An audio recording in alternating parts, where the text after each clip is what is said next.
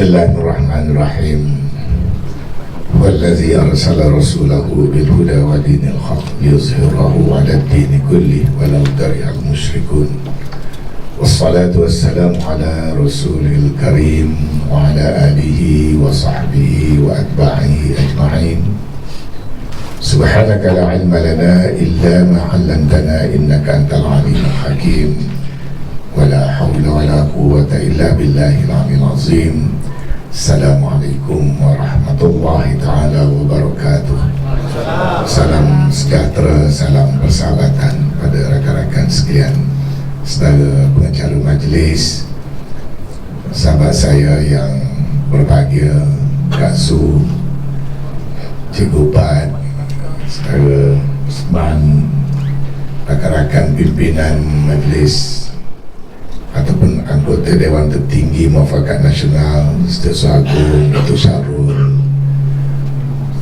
Profesor Pengkomposer terkenal negara Profesor Datuk Seri Wah Idris, Datuk Seri Izlan Yusof, Datuk Faizal, Saudara Syubas, mantan-mantan wakil rakyat, ahli-ahli yang mewakili MN daripada kawasan-kawasan di Negeri Sembilan, rakan-rakan pimpinan-pimpinan NGO yang hadir, saudara dan saudari yang saya kasihi sekalian. Pertamanya saya ucap terima kasih kerana memberi peluang pada saya untuk bertemu mata, bersua wajah buat pertama kali sejak Muafakat Nasional dilancarkan di peringkat Negeri Sembilan, dan memberi peluang pada saya barangkali untuk berinteraksi, bukan saja untuk tuan-tuan mendengar pandangan saya, tetapi juga saya harap seberapa banyak soalan jangan hadkan kepada 5, buka soalan seluas-luasnya untuk kita sama-sama berkongsi masalah-masalah. Sebenarnya tuan-tuan sekalian, kalau dapat saya permudahkan supaya ada banyak masa untuk berdialog. Pertama sekali, kita telah dianugerahkan Allah SWT sebuah negara yang sangat istimewa, yang mempunyai sejarah dan latar belakang yang harus kita semua fahami. Negara kita ini sejak daripada awalnya lagi adalah sebuah negara yang majmuk sifatnya. Sewaktu ditadbirkan oleh Raja-Raja Melayu, kebijaksanaan Raja-Raja Melayu telah menerima orang dan perantau-perantau daripada pelbagai kaum, membentuk satu masyarakat tanah Melayu yang kemudiannya menjadi negara Malaysia. Negara Malaysia ini memerlukan kepada satu acuan dan adunan yang tertentu. Dia tidak boleh bawa formula-formula yang asing daripada negara kita untuk nak menguruskan negara yang kita warisi ini. Tidak ada tempat dalam nak menguruskan dan membangunkan negara kita ini berasaskan kepada sentimen dan emosi. Negara ini perlu diuruskan berasaskan kepada wisdom, berasaskan kepada kebijaksanaan, agar apabila kita memikul tanggungjawab menguruskan negara kita, kita akan dapat menguruskan dengan sebaik mungkin, menjadikannya sebuah negara yang aman, makmur, sejahtera, yang akhirnya rakyat kita dapat menikmati yang terbaik daripada kepimpinan yang ada. Justru itu, kita mesti memahami latar belakang kepada susun jalur pemerintahan dan pentadbiran negara. Sebab itu sebarang ideologi yang asing, yang tidak bersesuaian dengan keadaan dan latar belakang negara, ia bakal membawa kepada ketidakstabilan. Dalam ilmu fizik ada satu istilah disebut equilibrium. Equilibrium ini ialah satu keadaan daripada forces yang berbagai-bagai berinteraksi dan membuat adjustment, kemudian dicapai pada satu titik kestabilan. Opposite kepada equilibrium adalah disequilibrium. Yakni apabila terganggu kestabilan itu atas apa-apa sebab dan equilibrium itu upset, dia akan wujudkan sekali lagi disequilibrium atau ketidakstabilan. Itu dalam bahasa yang mudah. Maka negara kita ini setelah melalui sejarah yang panjang telah tercapai satu titik equilibrium politik yang di dalamnya terpahat prasyarat-prasyarat tertentu yang kita tidak boleh ubah dengan mudahnya. Dia melalui proses adunan zaman yang panjang. Yakni negara ini ada sejarahnya. Negara ini ada bertuannya pada di peringkat awalnya. Dan negara ini telah terjelma akhirnya daripada kebijaksanaan yang memerintah, terutama Raja-Raja Melayu.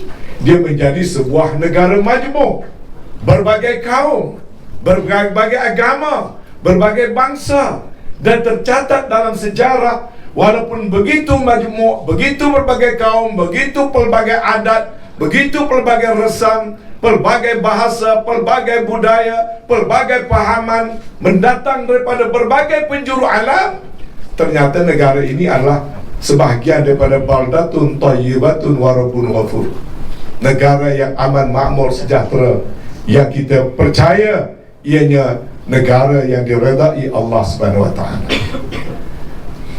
Justru apabila kita nak mencapai kemerdekaan, tanggungjawab yang ada pada Raja-Raja Melayu dan Sultan-Sultan yang telah mengurus tadbirkan negara ini sebegitu baik, sehingga selepas diganggu gugat oleh penjajah-penjajah yang cuba datang membawa ideologi yang berbagai-bagai, dan lama kita mencapai titik disequilibrium, ketidakstabilan, kerana kedatangan pengaruh asing yang cuba memerintah kita. 7 keturunan lamanya, 446 tahun, serta cuba diganggu perjalanan pembentukan negara kita oleh Portugis, Belanda, Inggeris, Jepun dan Siam.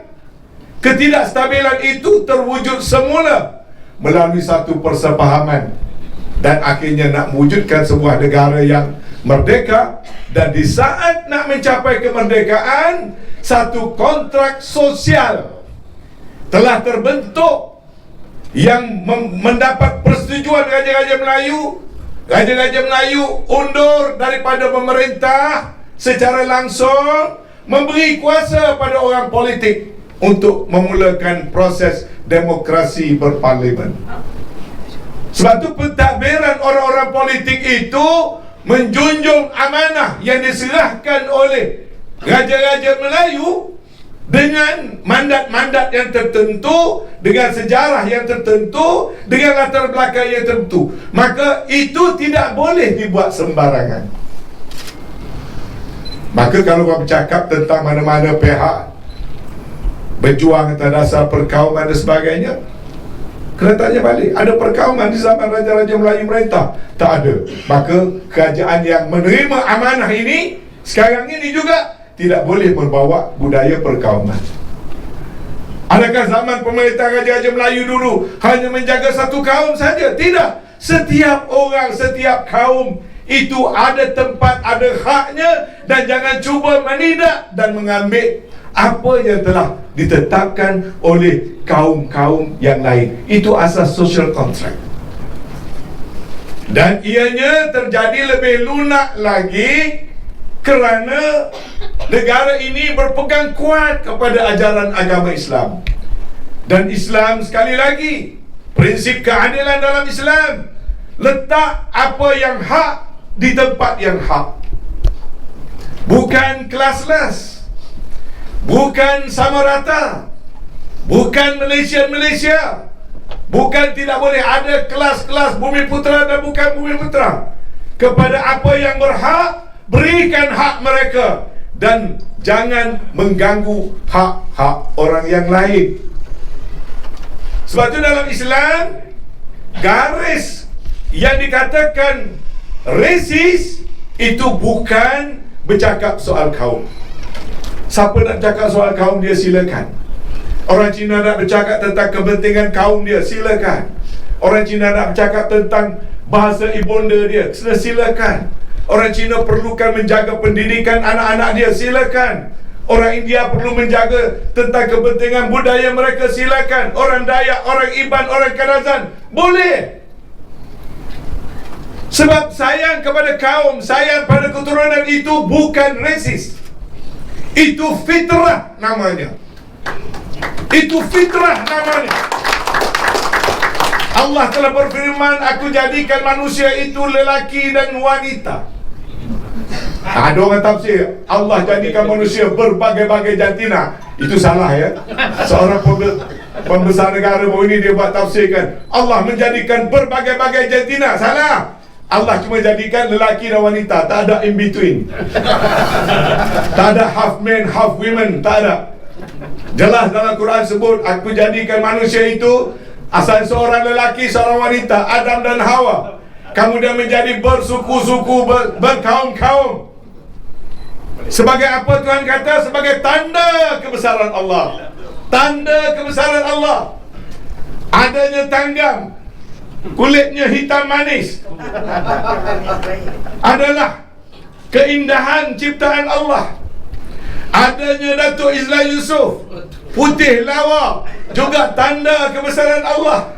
Ada Datuk Wah Idris yang kecil molek, tanda kebesaran Allah. Tidak ada sebab. Sebab itu Nabi sewaktu bersabda dalam khutbah terakhir waktu Haji Al-Wira, dalam kandungan khutbah Nabi kata apa? Tidak ada kelebihan orang Arab ke atas orang Ajam, dan tidak ada kelebihan orang Ajam terhadap orang Arab. Maknanya apa?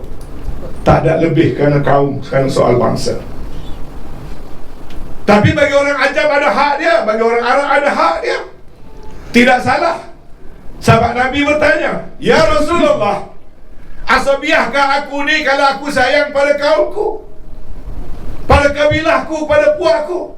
Nabi jawab, tidak, kecuali apabila kamu menolong kaum kamu ke arah kezaliman. Maka resis ini apabila bawa semangat kaum dengan niat nak menzalimi orang lain. Ingat baik-baik. Sebab banyak orang ni, bila gila orang Melayu nak bercakap soal orang Melayu, perkauman. Orang lain bercakap soal kaum dia tak apa, bahasa dia tak apa, makanan dia tak apa. Ni mutakhir ini dah ada budaya. Kalau orang Melayu dalam keadaan terdesak sekarang nak mempertahankan hak-hak yang ada pada orang Melayu, nah, ini perkauman. Maka saya nak beri isyarat yang jelas ini. Perkauman hanya apabila kita mengangkat, mengungkit muafakat kaum dengan nak menzalimi orang lain. Biar jelas. Waktu saya baca sikit latar belakang sejarah tadi ni, dalam negara ini sebelum merdeka, Raja-raja Melayu dah terbitkan dengan aman damai berbagai kaum, berbagai suku. Kalangan orang asli saja, ada Jakun, ada Temian, ada Temia, ada berbagai-bagai jenis kelompok orang asli. Di kalangan orang Melayu, nama je Melayu. Jawa pun kira Melayu, Mendeleng kira Melayu, Minang kira Melayu, Mamak kira Melayu, Ma'anaf kira Melayu, berbagai-bagai kaum. Betul tak? Maka tidak ada asabiah. Apalagi kalau kita pegang pada prinsip Islam. Nabi bersabda, laisa minna man da'a ila asabiah. Bukan daripada golongan aku barang siapa berjuang atas dasar perkauman. Laisa minna man qatala ala asabiah. Yang mengajak pada perkauman bukan golongan aku. Laisa minna man mata ala asabiah. Bukan golongan aku kalau orang tu mati berjuang kerana perkauman. Maka orang Melayu, orang Islam kena beringat, jangan cuba atas nama perkauman cuba nak menzalimi kaum yang lain. Dan kata Nabi lagi, barang siapa menyakiti zimmi, akulah musuhnya. Apa maksudnya? Orang yang tidak ahli syahadah, orang yang tidak ahli syahadah, orang yang tidak Islam, kalau disakiti oleh orang Islam, sedangkan dia tidak ada niat nak melanggar, nak melawan orang Islam, nak menghalau orang Islam, dia dipanggil zimmi. Barang siapa mengadai Nabi kata lawan aku dulu, dia musuh aku. Kalau semua ini dapat difahami, tak timbul permasalahan yang sedang kita berlaku sekarang. Baik, ringkaskan, itu latar belakang. Sebelum nak hurai apa itu muafakat nasional, saya tidak pimpin muafakat nasional kerana seronok-seronok. Saya tidak wujudkan muafakat nasional kerana suka-suka. Tuan-tuan pun tahu saya 50 tahun ahli UMNO.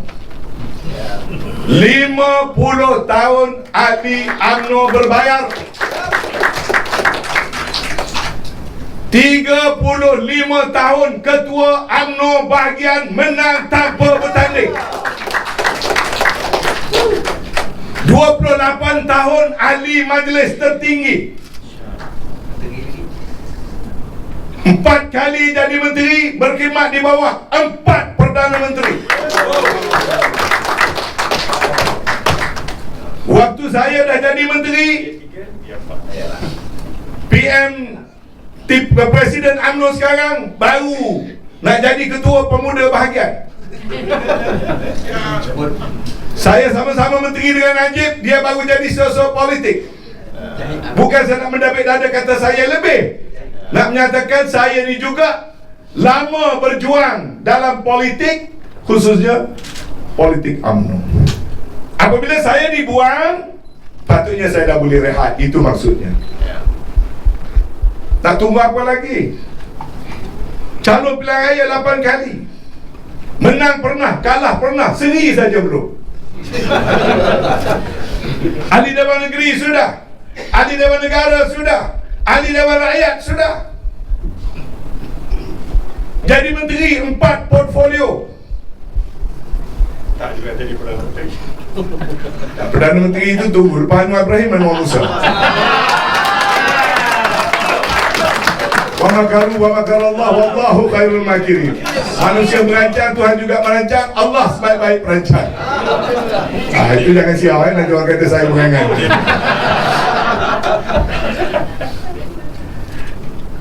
MN ini ditubuh kerana kesedaran. Saya nak ringkaskan sikit. Saya ni kalau boleh mikrofon, satu penyakit yang doktor kata tak ada ubat, iaitu payah nak berhenti, nak cakap semua, nak kongsi semua. Silakan. Dan saya punya cara pula tak boleh pendek. Kalau pendek nanti jadi ajaran sesat. Ambil ayat pun separuh-separuh. Jadi saya suka buat rentetan bagi kawan-kawan faham saya punya line of thought, clarity of thought dalam fikiran. Ni saya nak menguraikan rasionalnya muafakat nasional, jauh pusing tu. Dalam perjuangan politik saya melalui politik yang sangat sengit pertempurannya, khususnya antara UMNO dan PAS. Dalam politik UMNO pula, saya tengok orang UMNO ni politik dia bergaduh sepanjang masa. Betul. Bermula macam mana saya menjadi tukang kempen Tengku Ghazali lawan dengan Dr. Mahathir. Lepas tu bermula dengan Tengku Ghazali lawan Musa Hitam 2 round. Lepas tu Tengku Ghazali berpakat dengan Musa Hitam lawan dengan Mahathir. Lepas tu angkat Anwar Ibrahim. Lepas tu angkat Pak Ghaffar, turunkan Pak Ghaffar, angkat Anwar Ibrahim. Berpanjangan sampailah ke peringkat memecat Muhyiddin. Pecah dalam politik UMNO. Yang saya nampak tak pernah pun kena soal asas dan dasar yang saya sebutkan tadi. Semuanya pergaduhan personality individu sahaja. Orang bawah ni mengikut. Dalam parti pula bertempur dengan PAS, tuan-tuan. Orang Kelantan dah lebih tahu bagaimana berlawan kerana politik, sampai pada peringkat sembelihan tak boleh makan, nikah kahwin jadi ragu dan sebagainya. Masjid dan surau berpecah belah. Orang PAS kata itu salah UMNO, orang UMNO kata itu salah PAS. Ya. Jadi persengketaan politik yang panjang, akhirnya kemuncaknya 2014 jatuh merudunglah UMNO yang saya sebut menjadi parti yang membentuk equilibrium politik sekian lama. Ini kaitan ke istilah equilibrium tadi. Politik negara yang 7 keturunan tak stabil kerana masuknya ideologi luar, distabilkan, kemudian merdeka. Lepas merdeka, bentuk parti, UMNO datang Perikatan Nasional, tak stabil sekejap masa tahun 69. Selepas peristiwa 13 Mei, kemudian politik stabil, terutama di era kepimpinan Dr. Mahathir yang saya adalah Menteri Kabinetnya. Maka dalam masa itulah lahir peniaga-peniaga yang ramai, jutawan-jutawan yang ramai daripada pelbagai kaum.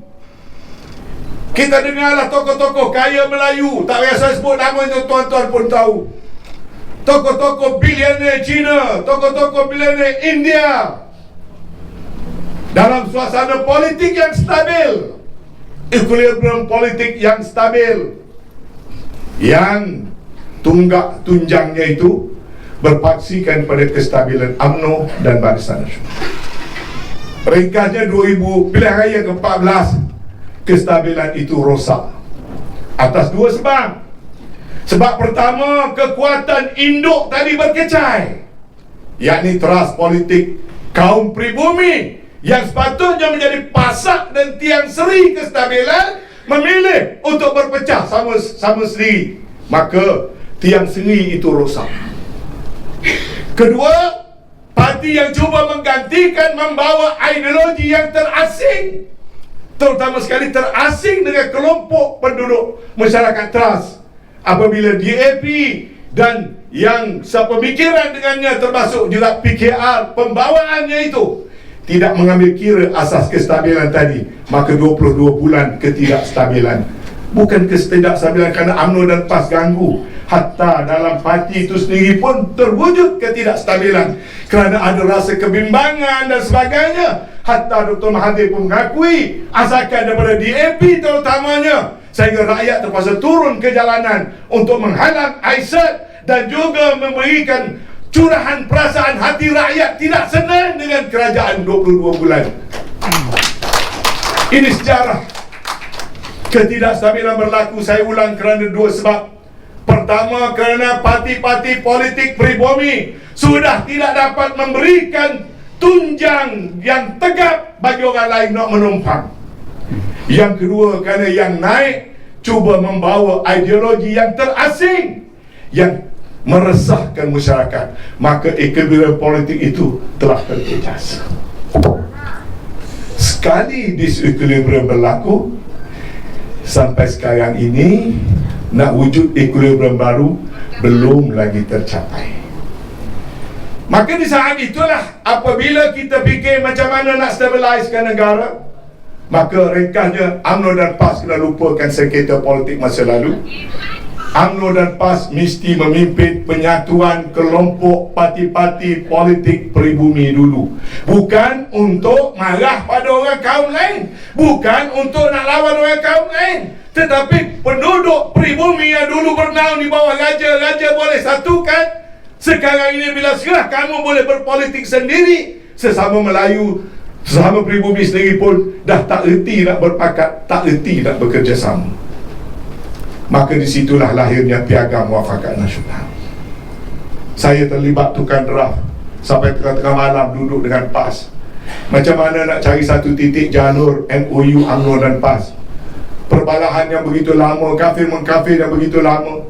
Saya sendiri yang berkali-kali berlawan dengan PAS, berapa kali menang, berapa kali kalah di tangan PAS. Akhirnya kita dapati bila terbentuk Muafakat Nasional, macam ada satu aura baru bertiup dalam suasana politik negara. Walaupun kerajaan waktu itu masih lagi kerajaan Muafakat Nasional pembangkang, 9 kali pilihan raya kecil, 9 kali rakyat memberi mandat bulat kepada Muafakat Nasional untuk mentadbir. Tuan-tuan tidak lupa itu. Ada pilihan raya yang paling klasik bagi saya waktu nak menguruskan pilihan raya adalah di Tanjung Piai.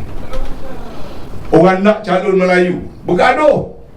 Saya kata kena letak calon Cina. Kata letak calon Cina macam mana nanti PAS tak sokong.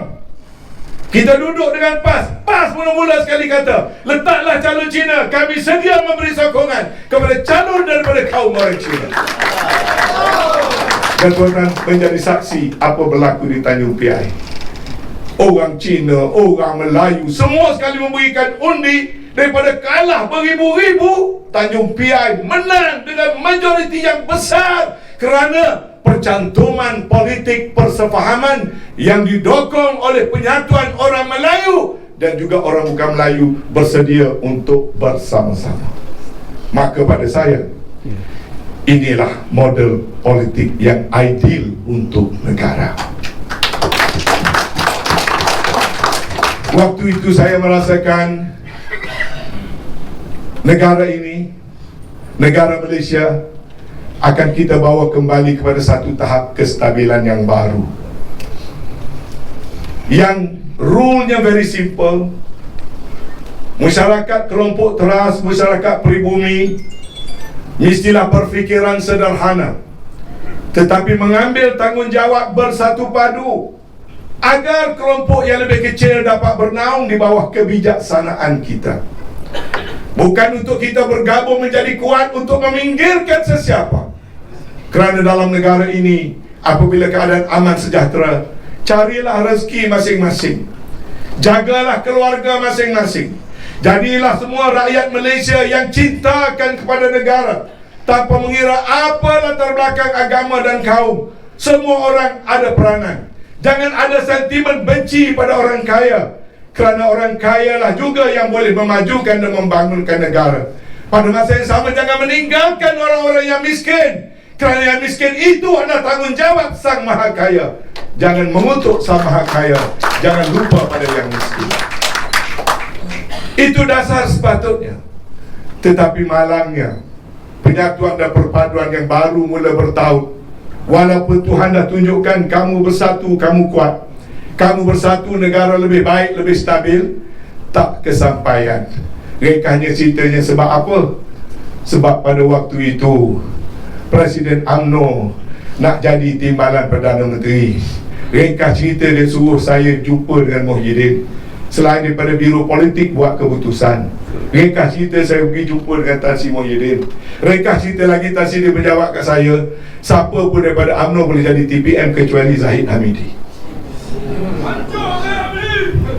Saya tak tahu sebab apalah. Tuan-tuan fikir sendirilah. Saya cuma nak cerita faktanya waktu itu. Itu berlaku beberapa minggu selepas Datuk Najib dijatuhkan hukuman 12 tahun penjara. Ada ahli parlimen lebih tahu, saya tak urai panjang cerita dia nanti. Tapi ringkasnya ialah Zahid kecewa kerana dia tak dapat jawatan untuk diri dia. Maka bermulai pada bulan Ogos, satu pertemuan telah diadakan di Jalan Ampang, Kuala Lumpur, di rumah satu orang, antara Anthony Loke, Zahid Hamidi dan juga Anwar, yang bukan lagi rahsia sebab orang yang hadir telah mendedahkannya semalam. Turut dihadiri oleh Tajuddin Abdul Rahman, mengesahkan ada perjumpaan sulit untuk membuat jajaran baru. Maka ahli UMNO sedang berwirid no Anwar no DAP, Datuk Seri Zahid senyap-senyap mula membentuk jajaran baru. Itu puncanya, tuan-tuan. Sebab disusun untuk mencapai agenda baru, agenda peribadi. Kita menyusun MN nak menyelamatkan negara. Kita menyusun MN nak wujudkan kestabilan negara, agar rakyat ini tidak lagi terombang-ambing kerana permainan politik, tetapi kerana ada kepentingan individu.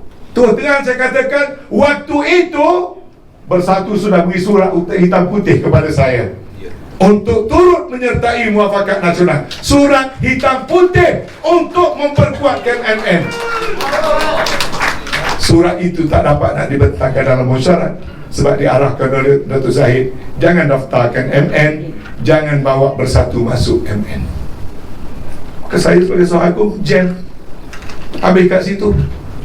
Maka sejak tarikh itu, secara diam-diam jajaran baru dibentuk sehinggalah 11 hari bulan Oktober 2020. Bukan lagi setakat berjumpa, berbincang secara mulut. Zahid Hamidi turunkan tanda tangan sokong Anwar dan DAP menjadi Perdana Menteri bersama dengan dia. 11 hari bulan 10 tahun 2020. Maka disitulah kami jadi berbeza pendapat. Kami dan waktu itu politik negara jadi lebih tak stabil. Beberapa bulan lepas itulah pula tarik diri, kerajaan jatuh. Tan Sri Muhyiddin nak bubar parlimen, saya pergi berunding, Melayu jangan bubar. Ringkas ceritanya, kami runding-rundingkan, angkat Datuk Seri Ibrahim Sabri jadi Perdana Menteri, stabilkan negara. Rakyat baru lepas dengan Covid, rakyat tengah nak cari makan, rakyat sedang menghadapi masalah. Kita tak mampu nak turun ke pilihan raya nak menyelesaikan masalah kita. Masalah rakyat tak nak selesaikan.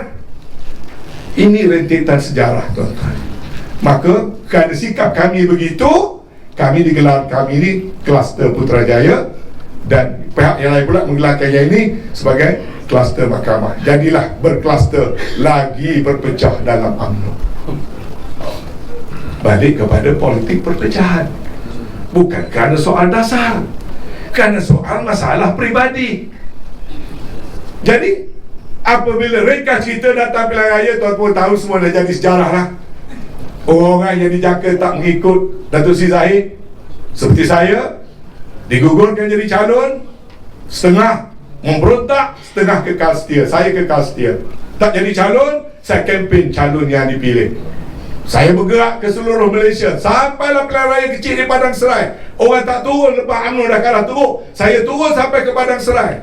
Walaupun saya juga masuk dalam Serai tak jadi calon, saya dah dapat watikah dah. Tok Gua jadi dah bagi dah kursi ketua, jangan siapa ambil. Kalau Tan Sri Anwar Musa nak tanding, dialah calon dalam kursi Parlimen ketua. Saya kata minta maaf. Minta maaf, saya bagilah kepada sahabat saya General Kelly, bertandinglah. Saya akan berkempen untuk calon UMNO. Saya terus setia pada parti. Lepas pada itu tiba-tiba terus kena pecat. Ya, tak apalah, itu selesai. Saya dah tak ada masalah, saya dah reda perkara itu. Nak balik pada soal MN tadi.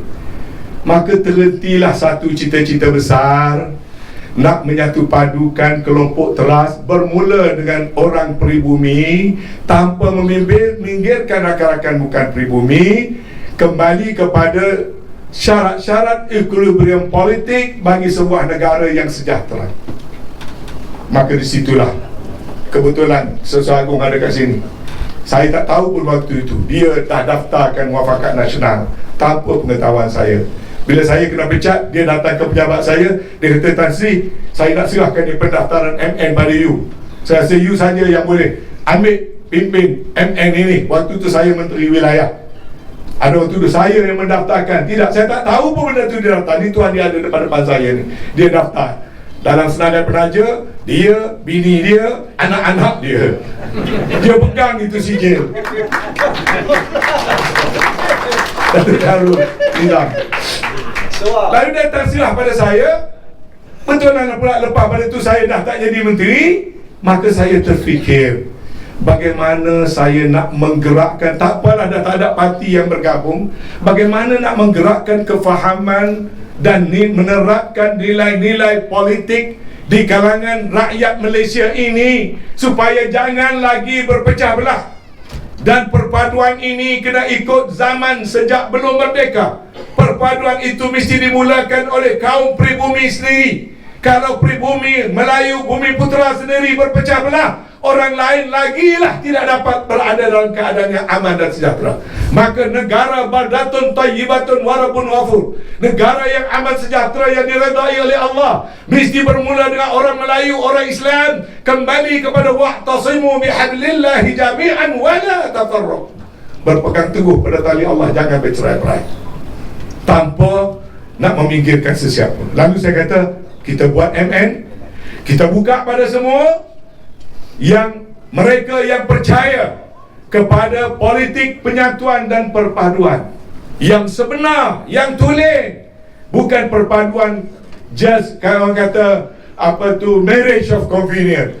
Perpaduan yang pada asas yang benar, yakni di mana-mana juga negara, masyarakat teras itu mesti bersatu padu. Kalau di negara China, kaum Cina di negara Cina mesti menjadi tonggak dia. Kalau di negara India, kaum India mesti menjadi tonggak dia. Kalau di Kepulauan Jawa, orang Jawa mesti menjadi tonggak dia. Kalau di Sri Lanka, orang Sri Lanka menjadi tonggaknya. Dan rakan-rakan yang lain boleh bernaung di bawah kestabilan kaum pribumi yang bersatu dan tidak berpecah belah. Walaupun perpecahan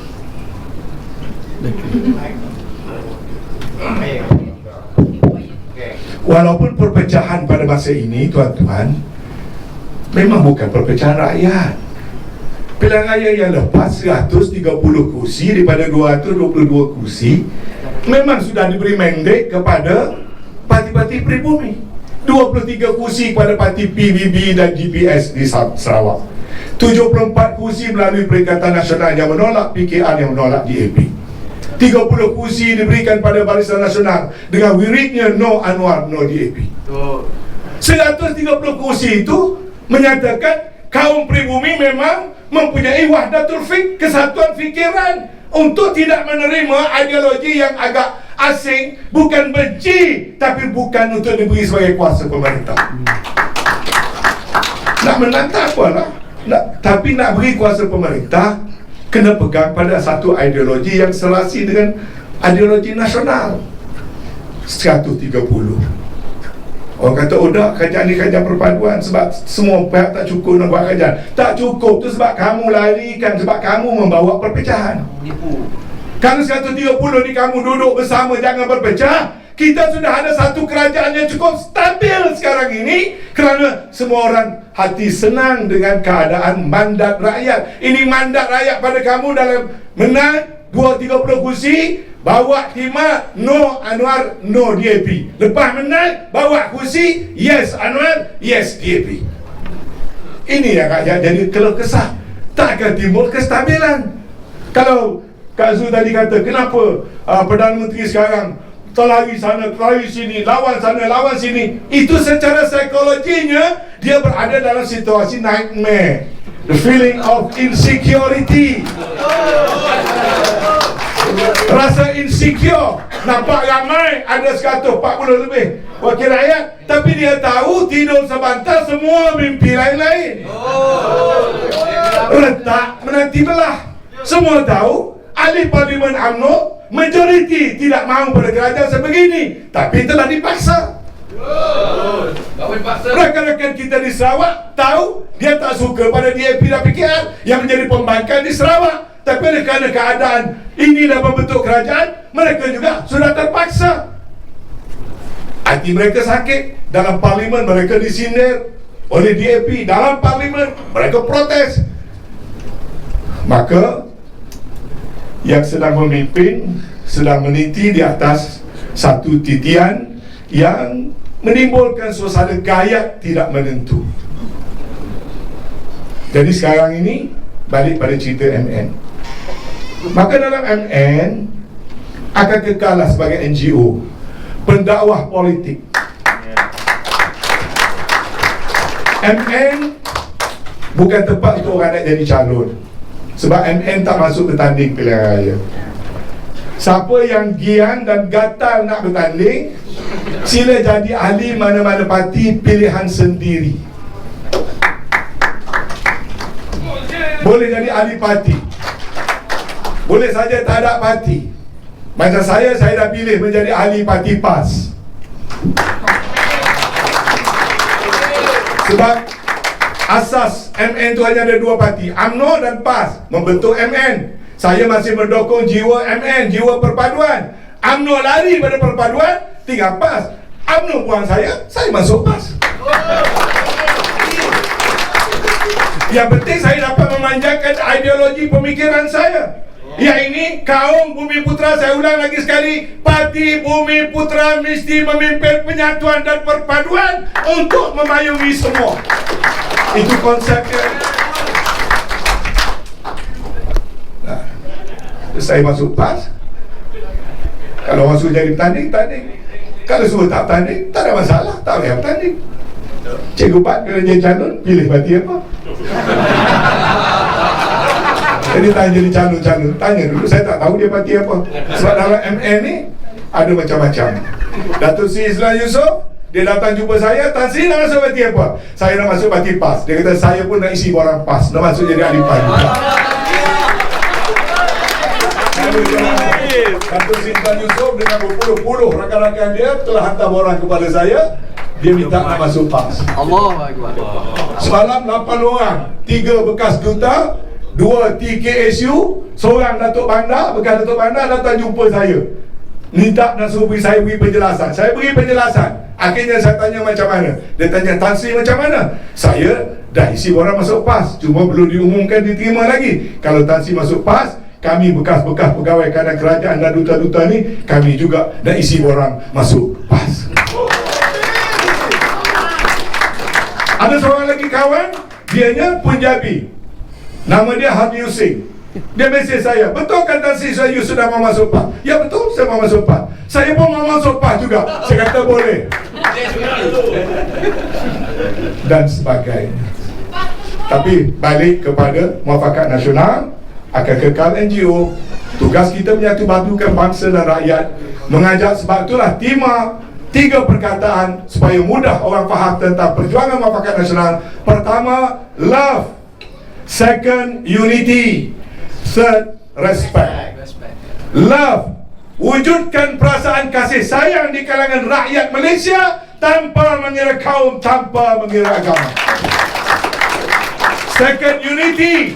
Negara ini mesti dibina di atas asas perpaduan yang jati, yang tulen, bukan kerana manipulasi politik. Respect, kerana kita berbagai kaum, marilah kita menghormati satu sama lain. Kerana dengan kita menghormati sama lain, kita boleh bina bangsa yang lebih hebat, lebih besar di bawah politik yang lebih stabil. Terima kasih. Wassalamualaikum warahmatullahi wabarakatuh.